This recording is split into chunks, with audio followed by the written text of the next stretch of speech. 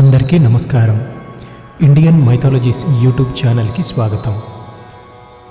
రేపు సూర్యోదయం అయ్యాక ఒకసారి నాకు దర్శనం ఇవ్వండని జనక మహారాజు విశ్వామిత్రుడితో చెప్పి వెళ్ళిపోయాడు. ఇది క్రిందటి ఎపిసోడ్.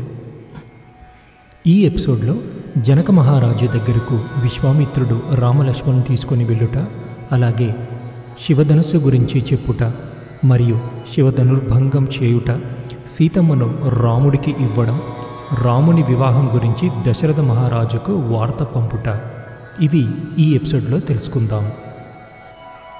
జనక మహారాజు గారి ఆహ్వానం మేరకు విశ్వామిత్రుడు రామలక్ష్మణ సమేతంగా రాజసభకు చేరుకున్నాడు.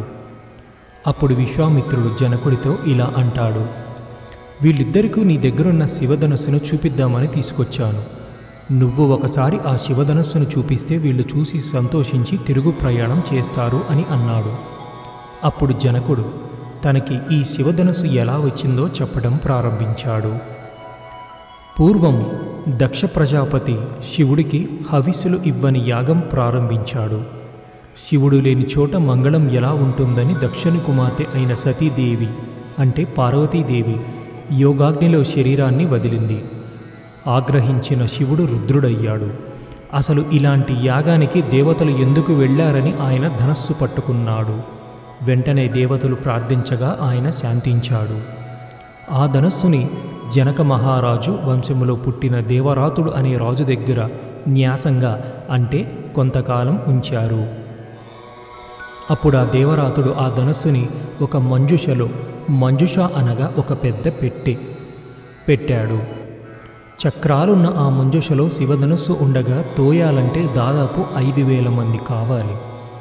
అలా ఆ విదేహ వంశీయులు ఆ శివధనుస్సుని రోజు పూజిస్తూ పరమ పవిత్రంగా చూసుకుంటూ ఉన్నారు. అలాగే నేను ఒకప్పుడు యజ్ఞం చేద్దామని భూమిని తవ్వుతున్నాను. అలా దున్నుతున్నప్పుడు నాగటి చాలుకి తగిలి ఒక బాలిక తనంత తానుగా పైకి లేచింది. నాగటి చాలుకు తగిలి పైకి లేచింది కనుక, అలాగే భూమికి ఉన్నంత ఓర్పు ఉన్నది కనుక ఆమెను సీత అని పిలిచాము. జనకుని కూతురు కనుక జానకి, మిథిలా నగరంలో పుట్టింది కనుక మైథిలి, దేహం మీద భ్రాంతి లేని విదేహ వంశంలో పుట్టింది కనుక వైదేహి అని సీతమ్మకి పేర్లు. ఆమె అయోనిజ, ఒక స్త్రీ కడుపులో గర్భవాసం చేసి పైకి వచ్చినది కాదు. ఆమె అద్భుతమైన సౌందర్య రాశి. ఆమెను చూసిన దేవతలు, రాక్షసులు, యక్షులు మొదలైన వాళ్ళందరూ ఆమెను తమ భార్య చేసుకుందామన్న వ్యామోహం పొందారు. అందుకని నేను ఆమెను వీర్యశుల్కగా అంటే పరాక్రమము చేత గెలుచుకోబడవలసినదిగా ప్రకటించి శివధనుస్సును ఎక్కుపెట్టిన వాడికి ఇస్తాను అన్నాను. అలా ఎందరో రాజులు వచ్చారు. శివధనుస్సును ఎక్కుపెట్టడానికి కొంతమంది ఆ ధనుస్సుని చూడగానే పడిపోయారు. ఎవరూ కనీసం దాన్ని కదపలేకపోయారు. వచ్చిన వాళ్ళందరూ భగ్న హృదయాలతో వెనుదిరిగిన వాళ్లే. ఈ జనకుడు పెట్టిన పరీక్షలో ఎవ్వరూ గెలవలేము. ఆ ధనుస్సును ఎవరూ ఎక్కుపెట్టలేము. కనుక మనమందరము ఒక్కటై జనకుడి మీదకి యుద్ధానికి వెళదాము అని నిర్ణయించుకున్నారు. అందరూ కలిసి మా రాజ్యం మీదకి యుద్ధానికి వచ్చారు. అప్పుడు మా రాజ్యం చుట్టూ ఒక పెద్ద ఆగర్త అనగా భూమిని తవ్వి దానిని నీళ్లతో నింపుతారు. అలా త్రవ్వి ద్వారాలు మూసేశాము. 1 సంవత్సరం పాటు యుద్ధం జరిగాక మా దగ్గరున్న ఆహార నిల్వలు క్షీణించిపోయాయి. అప్పుడు నేను తపస్సు చేశాను. నా తపస్సుకు మెచ్చిన దేవతలు తమ సైన్యాన్ని నాకు కటాక్షించారు. ఆ దేవతా సైన్యంతో నేను ఆ రాజులను ఓడించాను అని జనకుడు చెప్పుకున్నాడు.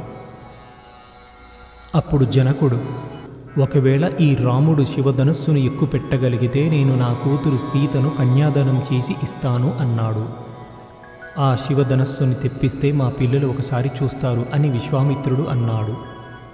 అప్పుడు ఆ 8 చక్రాలు కలిగిన మంజుషను లాక్కొని వచ్చారు.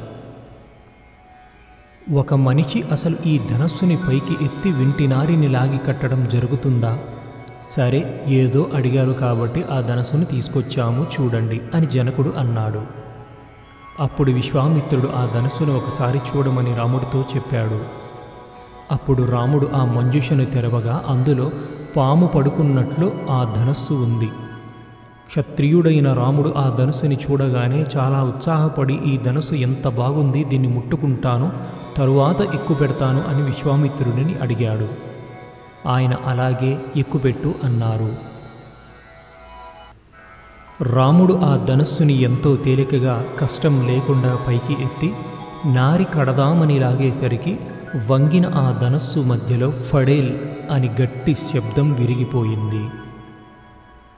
పిడుగులు పడే శబ్దంతో ఆ శివధనస్సు విరిగేసరికి రాముడు, లక్ష్మణుడు, విశ్వామిత్రుడు, జనకుడు తప్ప అక్కడున్న మిగతా వారందరూ మూర్ఛపోయారు. అప్పుడు జనకుడు, మహానుభావ విశ్వామిత్ర, నీకు తెలుసు, అందుకే ఈ పిల్లలు ఇద్దరినీ తీసుకొచ్చావు. రాముడు దశరథాత్ముడు. ఈ సంఘటన అద్భుతం, ఊహించరానిది, ఎవరూ వాదించరానిది. సీతమ్మ మా వంశంలో జన్మించి తగిన భర్తని పొంది మా వంశ గౌరవాన్ని నిలబెట్టింది అన్నాడు. అయితే ముందు కొంతమంది రాయబారులను దశరథ మహారాజు దగ్గరికి పంపించి రాముడు శివధనుర్భంగం చేసి సీతమ్మను వీర్యశుల్కగా గెలుచుకున్నాడన్న విషయం చెప్పండని విశ్వామిత్రుడు జనకుడితో అన్నాడు. వెంటనే జనకుడు కొంతమంది పరివారాన్ని అయోధ్యకి పంపగా వాళ్ళు గుర్రాల మీద అయోధ్యకు చేరుకోవడానికి 3 రోజులు పట్టింది. అక్కడికి చేరుకున్నాక మేము జనకుడి పలుకున వచ్చామని చెప్పి లోనికి వెళ్ళగా వృద్ధుడైన దశరథుడు సింహాసనం మీద దేవేంద్రుడు కూర్చున్నట్లుగా కూర్చున్నాడు. అప్పుడు వాళ్ళు జరిగినదంతా చెప్పారు. మీ పెద్ద కుమారుడైన రాముడు విశ్వామిత్రుడితో మిథిలా నగరానికి వచ్చి జనకుడి దగ్గరున్న శివధనుస్సుని ఎక్కుపెట్టడమే కాకుండా శివధనుర్భంగం కూడా చేశాడు. అందువలన ఆయన తన కుమార్తె అయిన సీతమ్మను నీ కుమారుడైన రాముడికిచ్చి వివాహం చెయ్యాలని అనుకుంటున్నారు. మీకు కూడా సమ్మతమైతే మీ కుమారులను చూసుకోవడానికి మా నగరానికి రావాల్సిందిగా జనకుడు ఆహ్వానం పంపాడని ఆ రాయబారులు చెప్పారు. వెంటనే దశరథుడు తన గురువులతో పురోహితులతో సమావేశపై జనకుడి నడువడి ఎటువంటిది అని అడిగాడు. అప్పుడు వాళ్ళు, మహానుభావ దశరథ, విదేహ వంశంలో పుట్టిన జనకుడు అంటే సామాన్యుడు కాదు.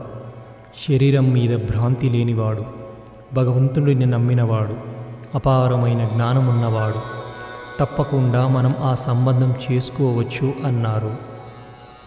వెంటనే దశరథుడు, మనం ఒక్క క్షణం కూడా వృధా చెయ్యకుండా రేపే బయలుదేరదామన్నాడు. కోశాధికారులను పిలిచి రత్నాలు, వజ్రాలు, ధనపు మూటలు పట్టుకొని ముందు బయలుదేరండన్నాడు. రథాలని చతురంగ బలాలను సిద్ధం చేయమన్నాడు. పురోహితులు, మంత్రులు నాతో బయలుదేరండి, అందరం మిథిలా నగరానికి చేరుకుందామన్నాడు. మరుసటి రోజున అందరూ బయలుదేరారు. ఇక్ష్వాకు వంశంలో ఉన్న ఆచారం ప్రకారం తన 3 పత్నులను దశరథుడు తీసుకువెళ్ళలేదు.